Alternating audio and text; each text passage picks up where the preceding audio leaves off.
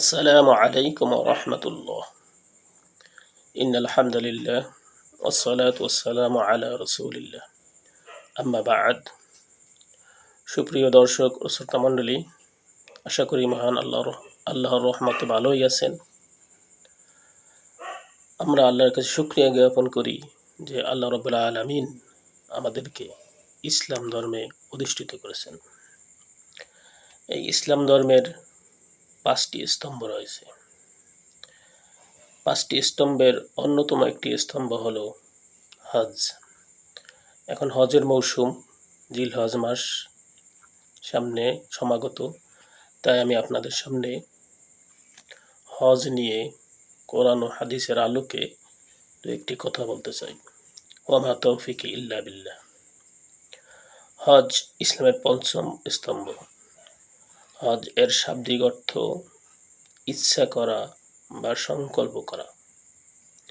পরিভাষায় জিলহজ মাসের নির্দিষ্ট দিনে কাবা শরীফ ও তার চারপাশের কয়েকটি স্থান পরিভ্রমণ করার ইচ্ছা পোষণ করাকে হজ বলে।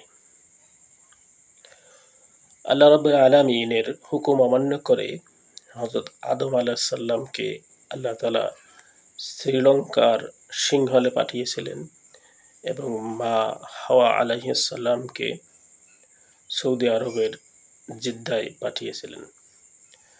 তারা ৩৫০ বছর কান্নাকাটি করার পরে এই আরাফাতের ময়দানে এসে দুইজনে মিলিত হয় বা পরিচিত হয়।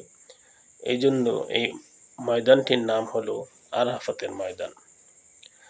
আরাফাতের ময়দানে এসে তারা দুইজনে একত্রিত হয়ে আল্লাহর কাছে ক্ষমা প্রার্থনা করেন। তারা বলেন, রব্বানা যালামনা আনফুসানা ওয়া ইল্লাম তাগফির লানা ওয়া তারহামনা লানাকুনান্না মিনাল খাসিরিন। হে আল্লাহ, আমি নিজেদের উপর জুলুম করেছি। তুমি যদি আমাদেরকে মাফ না করো তাহলে আমাদের আর কোনো ভরসা নাই। এই দোয়া পড়ার পরে আল্লাহ রাব্বুল আলামিন আমাদের আদি পিতা আদম আলাইহিস সালামকে ও হাওয়া আলাইহিস সালামকে মাফ করে দিলেন এবং বললেন, শুধু তুমি না, তোমরা না, তোমার সন্তানেরা যদি এই ময়দানে এসে মাফ চায়, আমি তাদের সমস্ত গুনাহসমূহ মাফ করে দেব। তখন আদম আলাইহিস সালাম বললেন, আল্লাহ, এই মাফ কতদিন চলবে? আল্লাহ তাআলা বলছেন, এই মাফ কিয়ামত পর্যন্ত চলবে। তাহলে হজের সাথে হযরত আদম আলাইহিস সালামের একটা সম্পৃক্ততা আছে।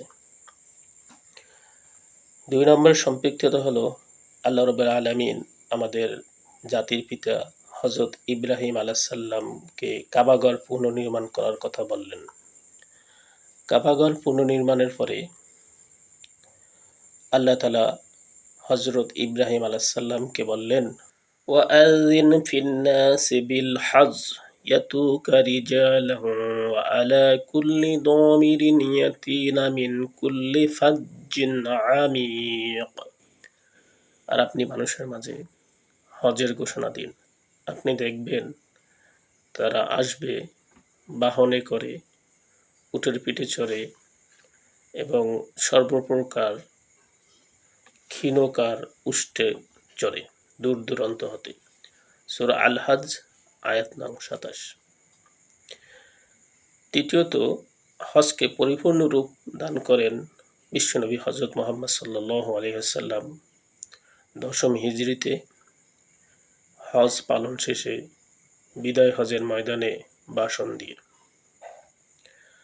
এখন আমরা জানব হজ কার উপরে ফরজ। আল্লাহ তাআলা পবিত্র কোরআনের সূরা আল ইমরানের ৯৭ নম্বর আয়াতে বলেছেন, ওয়ালিল্লাহি আলান নাসি হিজ্জুল বাইতি মান ইসতাতাআ ইলাইহি সাবিলা।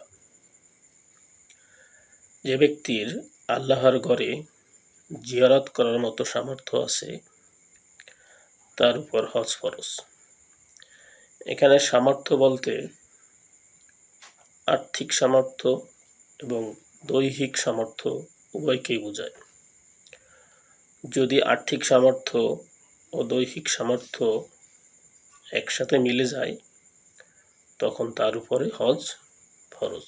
সর্বাধিক হাদিস বর্ণনাকারী সাহাবী হযরত আবু হুরায়রা রাদিয়াল্লাহু তাআলা আনহু থেকে বর্ণিত। তিনি বলেন, একদা নবী করিম সাল্লাল্লাহু আলাইহি ওয়াসাল্লাম আমাদের মাঝে ভাষণ দিচ্ছিলেন এবং তিনি বললেন, ইয়া আইয়ুহান নাস ইন্নাল্লাহা কাতাবা আলাইকুমুল হজ্জ ফাহুজ্জু ফাকাল রাজুলুন কুল্লা আমিন ইয়া রাসূলাল্লাহ ফাসাকাতা হাত্তা ক্বালাহা সালাসা ক্বালা লাউ কুনতু নাআম লা ওয়াজাবাত ওয়ালা মাস্তাতা'তুম। বিশ্বনবী সাল্লাল্লাহু আলাইহি ওয়াসাল্লাম ভাষণে বলছিলেন, ইয়া আইয়ুহান নাস, হে মানব মণ্ডলী, আল্লাহ তাআলা তোমাদের উপর হজ ফরজ করে দিয়েছেন, সুতরাং ফাহুজ্জু, তোমরা হজ করো। তখন একজন লোক বলল, ইয়া রাসূলাল্লাহ, হজ কি প্রতি বছর আদায় করব? রাসূল সাল্লাল্লাহু আলাইহি সাল্লাম চুপ থাকলেন। লোকটি ৩ বার এভাবে প্রশ্ন করল যে, প্রতি বছর কি হজ করবে ইয়া রাসূলাল্লাহ? রাসূল সাল্লাল্লাহু আলাইহি সাল্লাম ৩ বারে চুপ থাকলেন এবং বললেন, আমি যদি হ্যাঁ বলতাম তাহলে প্রতি বছরই তোমাদের উপর হজ করা ফরজ হয়ে যেত, কিন্তু এটা আদায় করা তোমাদের জন্য কষ্টসাধ্য হয়ে যেত। মুসলিম শরীফ হাদিস নং 1337, নাসাই হাদিস নং 110। এই হাদিস থেকে বোঝা যায় যে হজ জীবনে একবার আদায় করা ফরজ। হযরত আব্দুল্লাহ ইবনে আব্বাস রাদিয়াল্লাহু তাআলা আনহু থেকে বর্ণিত, তিনি বলেন, রাসূল সাল্লাল্লাহু আলাইহি ওয়াসাল্লাম বলেছেন, হজ একবার ফরজ, একাধিকবার যদি কেউ হজ আদায় করে তাহলে একের বেশি আদায় করলে সেটা নফল হিসেবে পরিগণিত হবে। মুসনাদে আহমদ হাদিস নং 2304।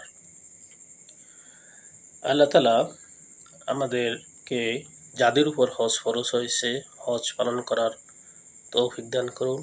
ওয়া আখিরু দাওয়ানা আলহামদুলিল্লাহি রাব্বিল আলামিন। আসসালামু আলাইকুম ওয়া রাহমাতুল্লাহ।